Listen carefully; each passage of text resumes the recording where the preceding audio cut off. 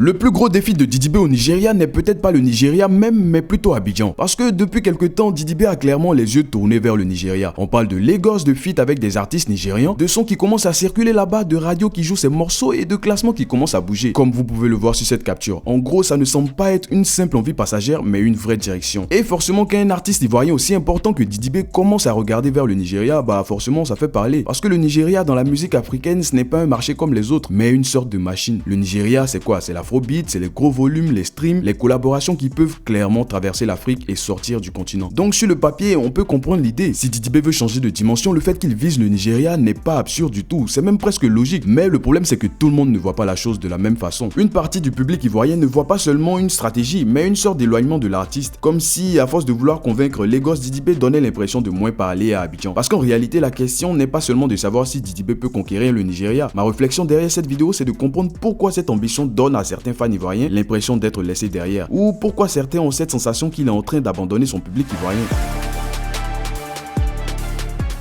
Parce que c'est là que les critiques commencent. Dans plusieurs tweets et messages laissés par les internautes, on ne voit pas seulement des gens dire non, je n'aime pas ce son ou je n'aime pas cette direction musicale. Ça va plus loin que ça, on sent une vraie frustration. Il y a par exemple ce tweet là qui résume tout, je cite: tu as laissé les plus de 60 ethnies ici pour aller valoriser les Naija? Force à toi man. C'est là même la preuve de ce sentiment d'abandon que certains ressentent. Et ce n'est pas une simple critique musicale, ça c'est un reproche presque identitaire. L'internaute ne parle pas de flow, ni de pro, ni de mixage. On parle en quelque sorte d'un départ ou même d'une sorte d'abandon. Certains ont l'impression que Didi B court après le Nigeria pendant que son propre public, lui, celui qu'il a porté depuis le départ, attend encore d'être pleinement servi. Et ce tweet là va encore plus loin. Il rappelle que Didi B avait déjà tenté la France et selon cet internaute, ça n'a pas fonctionné. Maintenant, ce serait le Nigeria. Et il en profite pour citer des gens comme Awilo, Fally Ipupa, Magic System ou Oumou Sangaré et Arafat, des artistes qui, selon lui, se sont imposés partout avec leur talent et une bonne stratégie sans donner l'impression de courir après un marché. Que ce soit vrai ou faux, peu importe pour l'instant. Ce qui compte, c'est ce que ça révèle. Pour une partie du public, la démarche de Didi B ressemble à une quête de validation et non à une expansion naturelle. Et toi, t'es d'accord avec ça ou pas? Et ce genre de reproche est important à comprendre parce que très souvent quand un artiste veut s'exporter, son public local peut être fier, mais il peut parfois aussi se sentir mis de côté. Un peu comme si l'artiste disait bon, merci pour le soutien, maintenant je vais chercher plus grand ailleurs. Évidemment, ce n'est pas forcément ce que Didi B veut dire, mais c'est ce que certains fans ressentent. Il y a même des critiques beaucoup plus techniques comme celle-ci qui dit, je cite: tous ces streams au Nigeria sont dus à ses feats avec des Nigérians. Qu'il sorte un son en solo, on verra s'il fait 100 000 streams là-bas. Et celle-là, elle est intéressante parce qu'elle ne dit pas que Didi B est nul, elle dit que ce succès n'est pas forcément le sien. C'est une manière de délégitimer la conquête avant même qu'elle aboutisse. Comme si pour lui, Didi B est obligé de s'accrocher aux artistes locaux du Nigeria pour se faire une place. Et dans tous ces tweets, on voit des internautes qui parlent de mauvais choix, de feats nigérians qui ne convainquent pas tout le monde, de stratégies qui semblent forcées et même la honte autour de cette volonté de percer là-bas. Ce sont des mots forts. Et quand des mots aussi forts sortent, ce n'est pas seulement une question de musique, mais une question de lien. Le public ivoirien ne critique pas seulement une collaboration ou un son tourné vers le Nigeria. Il semble critiquer l'impression que Didi B est en train de déplacer son centre de gravité. Avant, tout semblait partir d'Abidjan, mais maintenant certains ont l'impression que tout doit passer par le Nigeria pour compter. Et ça souligne réellement quelque chose de curieux, parce qu'on peut bien se moquer des critiques en disant bah vous êtes jaloux, vous ne voulez pas qu'ils grandissent, mais ce serait trop simple. A l'inverse, on peut aussi dire bah Didi B est en train d'oublier son public ivoirien, et là aussi ce serait trop simple. La vérité est probablement entre les deux. Didi B veut grandir, son public veut rester important dans son histoire, et quand ces deux désirs ne se comprennent plus, bah forcément ça crée exactement ce qu'on voit aujourd'hui, du doute, des reproches et beaucoup de commentaires. Mais si seulement c'était seulement ça, ça aurait été cool, mais non, parce qu'au milieu de tout ça, il y a un nom qui revient encore et toujours: Imra.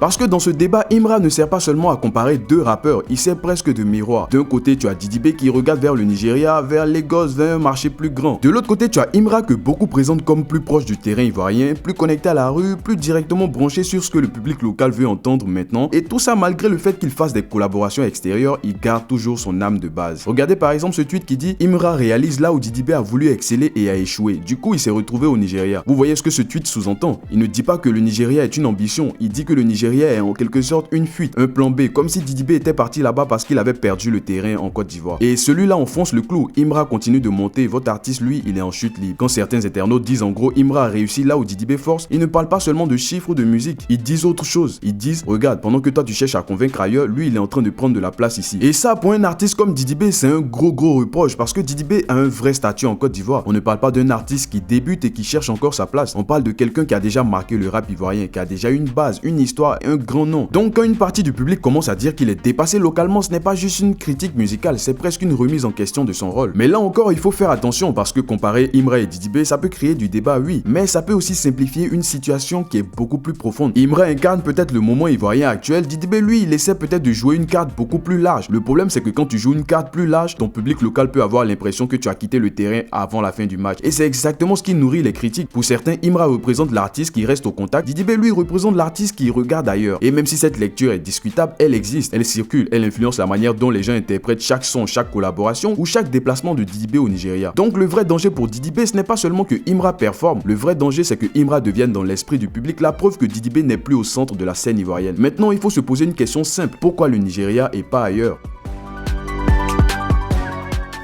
J'ai rapidement souligné le point tout à l'heure, mais vu de loin, certains peuvent croire que Didi B cherche juste à suivre une mode, comme si un artiste africain aujourd'hui devait forcément aller chercher un artiste nigérian pour avoir l'air international ou pour se connecter au public international. Mais en réalité, le Nigeria n'est pas seulement une mode, c'est une vraie porte. Dans la musique africaine actuelle, le Nigeria a un poids énorme. C'est devenu un centre musical qui exporte des sons, des artistes, des tendances, des producteurs, des flows, des clips et des danses. Quand un son marche vraiment là-bas, il peut très vite sortir du pays, toucher l'Afrique francophone, l'Afrique anglophone, la diaspora et puis même l'international. Donc pour Didi B, le fait de viser le Nigeria, ce n'est pas juste le fait de se dire je veux juste plaire aux Nigérians. C'est selon moi le fait de vouloir toucher l'international parce que lui-même il en a parlé. L'un de ses plus grands objectifs, c'est d'amener sa musique sur le toit du monde. Et maintenant, regardons ce que la plupart des critiques ne montrent jamais, les chiffres. Si on prend par exemple Rabat, son titre avec Young John, il est entré dans le Daily Chart YouTube du Nigeria. Numéro 7, plus de 114 000 vues en 24 heures seulement. Au Nigeria et non en Côte d'Ivoire. Et ce n'est pas un coup isolé. Il y a par exemple le son Je m'appelle en feat avec Zlatan et Schley qui s'est placé en 9e des tendances YouTube au Nigeria. Le même titre qu'on retrouve dans le top Apple Music au milieu de grands artistes nigérians. Maintenant, souvenez-vous de cette capture du début et regardons-la vraiment. Rabat et Loka tournent sur des radios comme Cool FM ou Sound City FM Lagos. Cool FM, c'est par exemple 3,6 millions de portées sociales environ. Et on parle là de vraies radios nigérianes. Alors attention, soyons honnêtes, est-ce que ça veut dire que Didi B a déjà conquis le Nigeria? Bien évidemment, non, pas encore. Parce qu'entrer dans le chart quelques jours, passer en radio, ce n'est pas la même chose que s'installer durablement dans le paysage. Et les critiques ont raison sur un point pour l'instant. Ces succès passent évidemment par des feats avec des artistes nigérians. Mais dire que tout ça est vide, comme certains tweets le laissent entendre,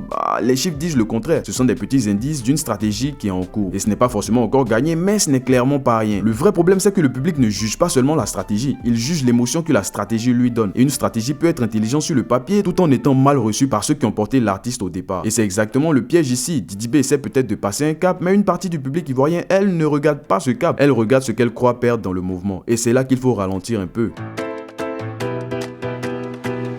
Parce qu'en vrai, le débat autour de Didi B au Nigeria n'est pas seulement musical. Si c'était seulement une question de musique, les gens auraient dit j'aime ou j'aime pas. Mais là, les réactions sont beaucoup plus chargées que ça. On sent que ça touche quelque chose de plus personnel. Le public ivoirien ne reproche pas forcément à Didi B d'avoir de l'ambition. Personne ne peut, je pense sérieusement, reprocher à un artiste de vouloir grandir. Le vrai reproche, c'est plutôt l'impression que cette ambition se fait ailleurs, avec d'autres codes, d'autres publics ou d'autres validations. Et ça, en vrai, ça change tout. Parce qu'un fan peut accepter que son artiste préféré devienne plus grand, mais il veut sentir qu'il fait partie de son histoire. Il veut pouvoir se dire il est parti loin, mais il porte encore quelque chose de nous. Dès que ce sentiment disparaît, même une bonne stratégie peut être vécue comme une distance. C'est pour ça que le mot trahison est fort mais intéressant. Pas forcément parce que Didi B aurait réellement trahi qui que ce soit, ça ce serait trop facile à dire, mais parce que certains fans vivent sa stratégie comme une trahison émotionnelle. Ils ne disent pas seulement il va au Nigeria, ils disent plutôt il va chercher là-bas ce qu'on pensait lui avoir déjà donné ici. Et dans la musique, cette sensation peut être très puissante. Un artiste ne construit pas seulement une carrière avec des streams, des feats et des classements. Il construit aussi une relation. Et quand cette relation donne l'impression de se déséquilibrer, le public réagit. Parfois injustement, parfois brutalement, mais en tout cas il réagit. Du coup, la question n'est pas seulement est-ce que Didi B réussira au Nigeria, c'est plutôt est-ce qu'il va réussir à grandir ailleurs sans donner à son public ivoirien l'impression qu'il devient secondaire. Ce qui nous permet de répondre à la question stratégie ou trahison.